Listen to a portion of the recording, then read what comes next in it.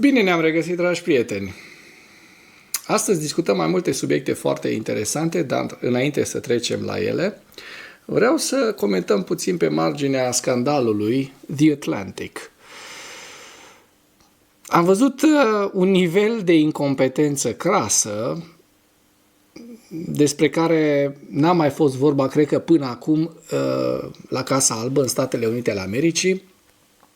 Nicio administrație americană nu cred că a mai avut o asemenea gafă de proporții.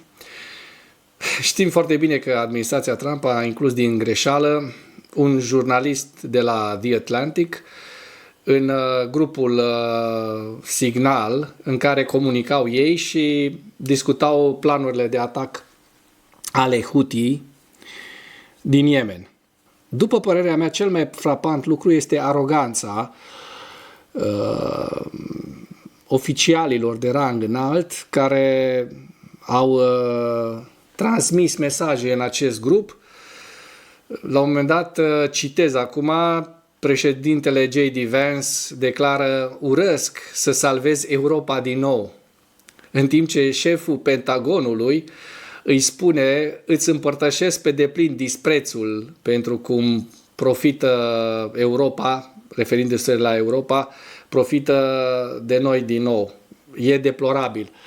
Și gândindu-mă acum la toată această escapadă, stau să mă gândesc ce ură maximă au americanii pe Europa, nu americanii ca popor, ci americanii ca administrație, administrația Trump, care este o administrație de extrema dreaptă, după părerea mea, în bună parte din liderii ei. Am văzut și pe Musk cu salutul nazist, nu mai reluăm toate lucrurile negative pe care le-au făcut, dar în general știm foarte bine că administrația Trump are pe lângă Musk o serie de oameni de extrema dreaptă, MAGA, între care și vicepreședintele J.D. Vance, care a participat la această convorbire.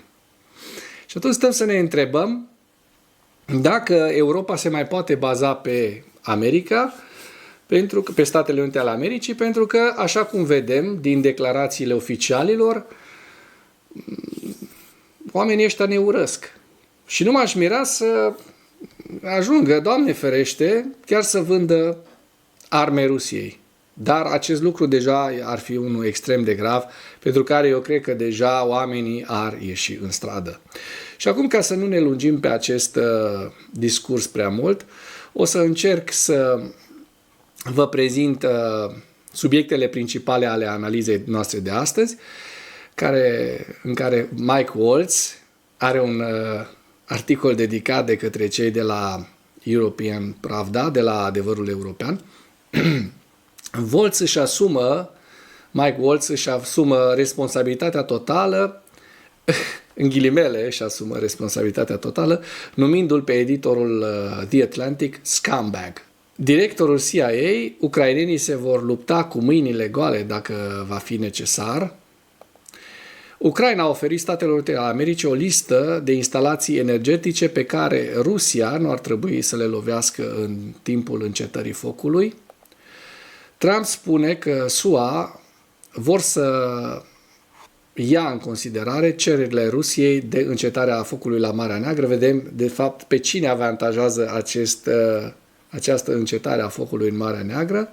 În următorul articol pe care o să-l prezentăm, nu este ceea ce are nevoie Ucraina, se spune în articol. Încetarea focului la Marea Neagră favorizează Rusia mai mult decât Ucraina. Și asta o spun experții. Mike Waltz își asumă responsabilitatea totală, numindu-l pe editorul The Atlantic scumbag. Adică un nemernic, ceva de genul ăsta s-ar traduce.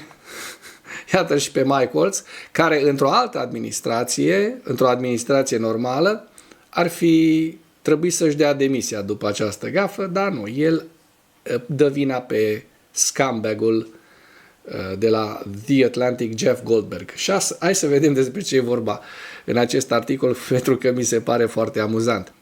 Amuzant dacă nu ar fi și tragic, tragico-comic. Consilierul pentru Securitate Națională al președintelui american Donald Trump, Mike Waltz, și-a asumat întreaga responsabilitate pentru includerea redactorului șef al The Atlantic, Jeff Goldberg, într-o conversație privată pe Signal, în care oficialii americani au discutat despre planurile de atacuri aeriene împotriva hutilor din Yemen. La Fox News, Mike Waltz a spus că nu-l cunoaște pe Goldberg, spunând că nu l-ar recunoaște dacă ar da peste el sau l-ar vedea la secția de poliție. Deci iată cât de măgar este acest Mike Waltz. Scuze pentru exprimare, dar el practic cu această declarație îl amenință pe redactor, pe Goldberg, că s-ar putea să fie dus la poliție și o să vedeți mai departe despre ce e vorba.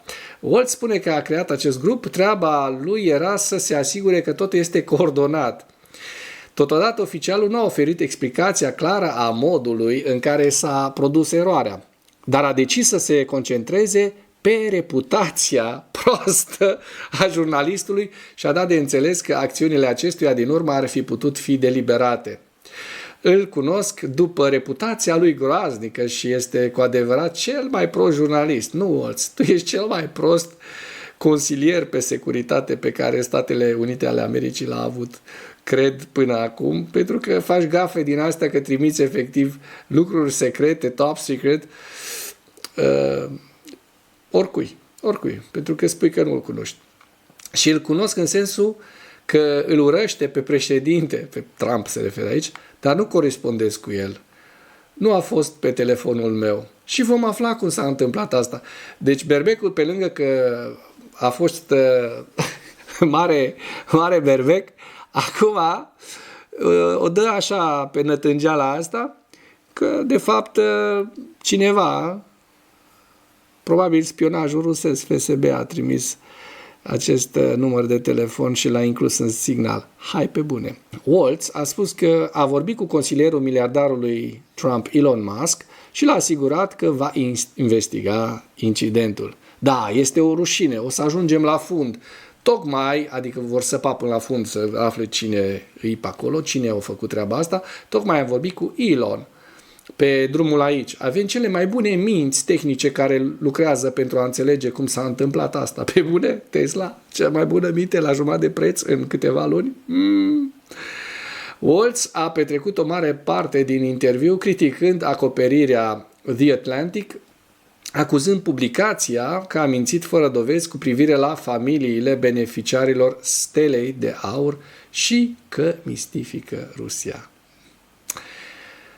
Cea mai bună dovadă că această guvernare este foarte prietenoasă cu Moscova. Directorul CIA spune că ucrainenii se vor lupta cu mâinile goale dacă va fi nevoie, dacă va fi necesar. Directorul agenției CIA, John Ratcliffe, este convins că armata ucraineană va lupta chiar cu mâinile goale dacă nu vor avea condiții acceptabile pentru o pace durabilă. Lucrul acesta îl știm și noi. Dar în ceea ce privește rezistența ucraineană, poporul și armata ucraineană sunt subestimate de câțiva ani încoace. Sunt convins pe baza gândurilor și observațiilor mele, din punct de vedere al informațiilor, că se vor lupta cu mâinile goale dacă va trebui, dacă nu au condiții acceptabile pentru o pace durabilă. El a spus că președintele american Donald Trump încearcă să pună capăt războiului în condiții care să ducă la o pace durabilă. Și CIA a luat măsuri pentru a sprijini obiectivul lui Trump. Șeful CIA a dat asigurări că Trump înțelege pericolul pe care l-a reprezenta o victorie a Rusiei și a subliniat că, în cazul unor negocieri reușite, niciuna dintre părți nu va putea să-și atingă obiectivele maximale. Totodată el a remarcat că armata rusă are un avantaj pe câmpul de luptă și înaintează încet. Știm foarte bine acest lucru. Ucraina a oferit Statelor Unite ale Americii o listă de instalații energetice pe care Rusia nu ar trebui să le lovească în timpul încetării focului. Partea ucraineană a oferit Federației Ruse o listă de instalații energetice pe care aceștia nu ar trebui să le lovească. În briefingul lui Zelensky, care a fost difuzat de către cei de la Suspilne, spune că cred că vor mai fi multe întrebări și detalii, dar astăzi se pare că fiecare parte nu folosește armele corespunzătoare din energia ambelor părți. Dar separat, pentru orice eventualitate, am predat o listă cu toate facilitățile noastre despre care credeam că nu pot fi atacate. Despre care credem că nu pot fi atacate. După cum am spus, am fost foarte pregătiți din punct de vedere tehnic. Zelensky a mai remarcat că propunerea de încetare a focului din Marea Neagră vizează doar transportul civil și prevede interzicerea distrugerii porturilor. Mergem mai departe. Trump spune că Statele Unite ale Americii vor lua în considerare cererile Rusiei de încetare a focului la Marea Neagră. Un lucru care defavorizează Ucraina, așa cum veți vedea în următoarea analiză pe care o facem. Președintele Trump a declarat că partea americană va lua în considerare cererile Rusiei de acord cu o încetare a focului în Marea Neagră. Cu referire la declarația lui Trump către jurnaliștii de la Casa Albă din 25 martie, acesta a fost întrebat dacă SUA au fost de acord cu cererile Kremlinului de scutire a sancțiunilor pentru încetarea focului în Marea Neagră, spunând ei, adică partea americană, le vor lua în considerare, iar acum ne gândim la toate. Sunt vreo 5 sau 6 condiții, le luăm în considerare pe toate, a răspuns președintele SUA. În urma discuțiilor din Arabia Saudită din 23-25 martie, Statele Unite, Rusia și Ucraina au convenit să asigure siguranța navigației, să excludă utilizarea forței și să prevină utilizarea navelor comerciale în scopuri militare în Marea Neagră. Cu toate acestea, după acest lucru, Rusia a lansat o listă de cereri, inclusiv relaxarea unui număr de sancțiuni împotriva sectorului agricol. Și, după părerea mea, această condiție, acest acord cu Marea Neagră, favorizează Rusia din două motive. Condițiile ca condiții, dar mai ales faptul că rușii și-au mutat toată flota din Crimea, de la Sevastopol, și-au mutat-o foarte, foarte departe, în cealaltă parte, înspre Georgia. Și ucrainenii, știm foarte bine, au scufundat o grămadă de nave, între care și nava amiral Moskva, nave rusești, iar Rusia, în momentul de față, nu mai consideră Marea Neagră un lac rusesc, pentru că ucrainenii i-au bătut le-a sărit apa în cap, apa Mării Negre în cap, iată că se și potrivește, și au reușit să îi împingă foarte departe la marginea Mării Negre. Bun. Și hai să vedem ce spun cei de la Kyiv Independent.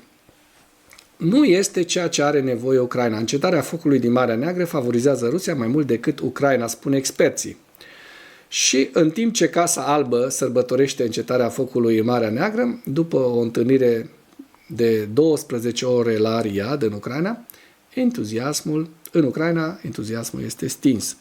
Acordului îi lipsesc garanțiile cruciale de care Ucraina are nevoie urgentă, inclusiv protejarea porturilor sale de atacurile rusești, precum și deschiderea portului Nikolaev, blocat, iar acordul negociat de către SUA și Rusia înclină mai mult în favoarea Moscovei, au spus experții. Washington, Kiev și Moscova au convenit asupra unei încetări a focului ieri, 25 martie, pentru a elimina utilizarea forței și a preveni utilizarea navelor comerciale în scopuri militare. În schimb, SUA vor contribui la restabilirea exporturilor de îngrășăminte și agricultură ale Rusiei pe piața mondială, la reducerea costurilor de asigurări maritime și la îmbunătățirea accesului la porturi și la sistemele de plată pentru astfel de tranzacții. Mi se pare cam imbecilă treaba. Cu siguranță nu de asta are nevoie Ucraina, a spus Sergei Vovk, directorul Centrului pentru Strategii de Transport, o companie de consultanță din Kiev. Ceea ce avem nevoie urgentă acum este protecția infrastructurii noastre portoare de rachete și drone, dar nu există niciun cuvânt despre asta în declarația Casei Albe. De la începutul invaziei pe scară largă, Rusia a deteriorat sau distrus 385 de infrastructuri portoare, destabilizând operațiunile portoare ale Ucrainei, iar porturile din regiunea Odessa, ultima regiune portoară operațională a Ucrainei, au suferit atacuri în medie la fiecare 3 zile din ianuarie până în februarie 2025. De asemenea, Rusia a blocat portul crucial Nikolaev din 2022, unul dintre cele mai mari porturi maritime din țară, adăugând costuri logistice producătorilor agricoli. Fermierii din întreaga țară pot exporta mărfuri doar din 3 porturi maritime ucrainene. Și le vedeți aici, Chernomorsk, Odessa și Pivdeni. Iar jurnaliștii spun că există declarații contradictorii despre când va începe încetarea focului. Președintele Zelensky a declarat că este în vigoare de astăzi, în timp ce Kremlinul spune că va începe când sancțiunile împotriva producătorilor și exportatorilor de alimente ruși vor fi ridicate. Știm foarte bine că rușii vor să fie dezghețate activele unei bănci rusești foarte, foarte mari, care are zeci de miliarde de dolari blocați. Hărțile Deep State, unde în partea de sud a Ucrainei, așa cum vedem, în zona Herson, nu s-au întâmplat lucruri decât, ia să vedem în această, iată în această zonă, la sud de Zaporojie, deci nu la Herson, în zona Zaporojie, rușii au reușit să captureze această parte din teritoriu. Eu zic că aici sunt cam 5 km pătrați dacă ne uităm pe scara hărții.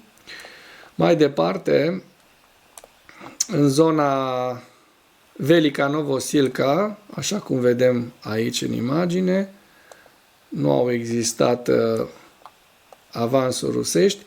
În zona Pokrovsk, dar până la Pokrovsk, hai să vedem ce s-a întâmplat în Andriivka. În Andriivka, în care rușii, așa cum se vede în această imagine, se pare că din data de 24 până în 25 au fost împinși înapoi cu vreo 2 km, ceea ce este un lucru foarte, foarte bun. Da? Așa cum se vede din această imagine. Așa cum am văzut în zona Pokrovskului, nu s-au întâmplat lucruri importante. Zona Toretskului, ia să vedem. Toretskul, așa cum se prezintă aici în această hartă a celor de la Deep State, nu au existat evoluții în ultimele 24 de ore. Chasov Yar, la fel, nimic. Și în partea de nord, așa cum se vede, niciun avans.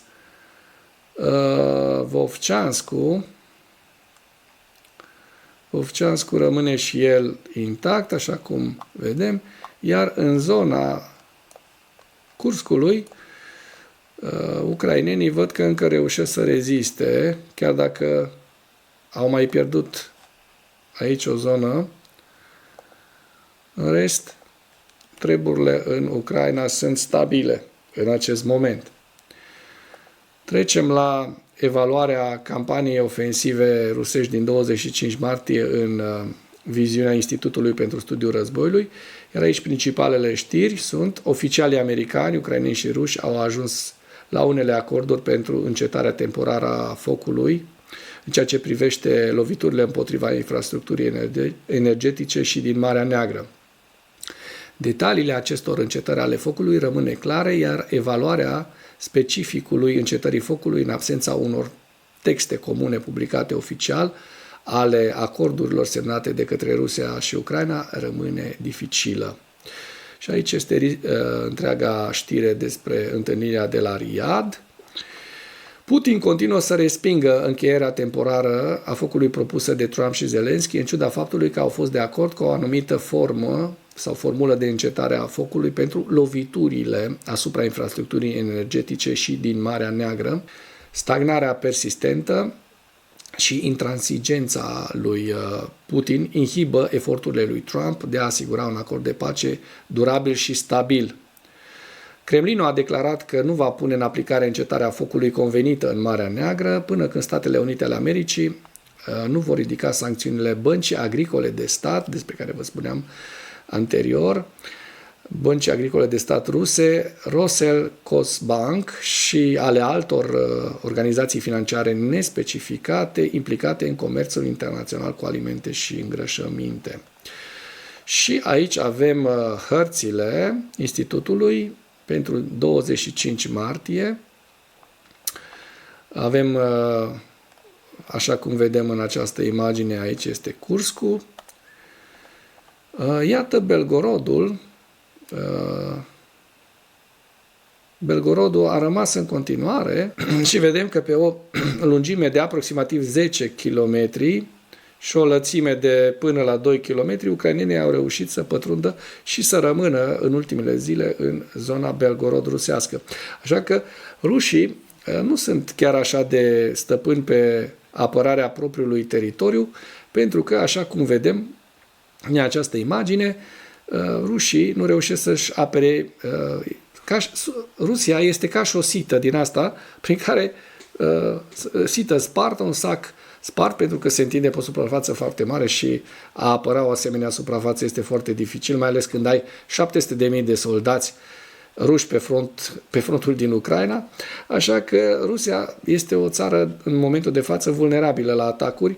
Dacă ar exista niște tensiuni în republicile rusești, eu cred că Rusia s-ar prăbuși precum un domino. Da, asta rămâne de văzut. 1280 de militari, 907.222 de la începutul invaziei, 5 tancuri, peste 10.000 de la începutul invaziei, 15 vehicule blindate de luptă, 17 piese de artilerie, drone au fost mai puține, 59 față de alte dăți, și aici mai vedem vehicule 77 și echipament special, una bucată. Aici este lista întreagă a pierderilor rusești în Ucraina. Bun. Și cu această ultimă știre doresc să închei materialul de astăzi. Dacă ați găsit informații utile în acest material, nu ezitați să îl distribuiți pentru a ajunge la cât mai multă lume. Mulțumesc mult!